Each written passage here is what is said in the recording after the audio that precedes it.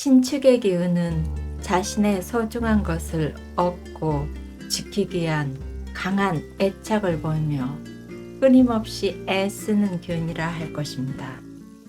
신금은 축의 공간에서는 축중의 개수에 의해 파작용을 당해 딱딱한 신금의 태성을 잃어간다 할 것입니다. 신금이 축토의 구간에서 자신의 태성을 잃지 않으려면 축토에 근기를 채워야 한다 할 것입니다. 근기인 물질, 명예, 권력 등을 축토에 채워 넣으려는 욕망으로 인해 쉬지 않고 힘들게 움직이려는 기질을 보일 수 있다 할 것입니다. 신금인 완성품이자 시종자의 본래의 임무는 완성품으로서는 자신을 수기에 풀어내는 것으로 의료, 기술, 연구, 사업, 교육, 예술 등 널리 세상을 위해 이롭게 활동하는 것이라 할 것입니다.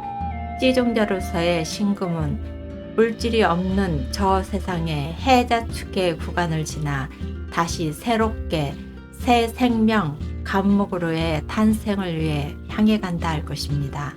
육신이 없는 정신적 구간을 거치는 것으로 이와 관련한 종교, 철학, 명리 등 내면의 정신세계에 관심을 보일 수 있다 할 것입니다.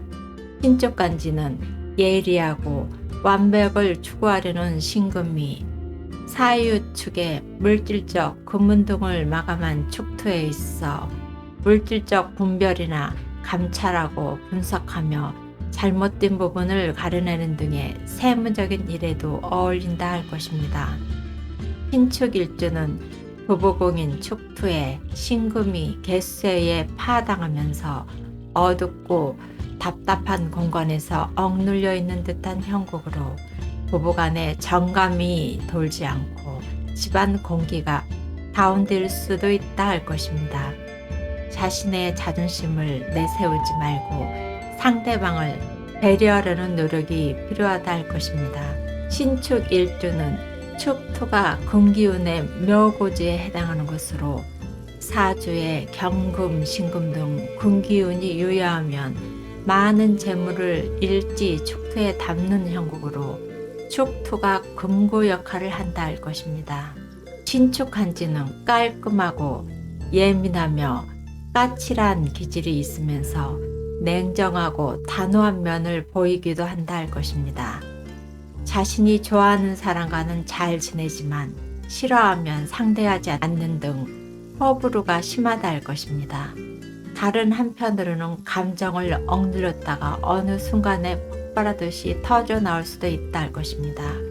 이것은 어떤 부분에 대해 완벽을 추구하는 성향이 있는 신금이 자신뿐만이 아니라 상대한테도 완벽하기를 요구할 수 있는 것으로 상대가 자신의 기대치에 미치지 못하면 마음에 새기고 있다가 폭발하듯이 쏟아낼 수도 있다 할 것입니다.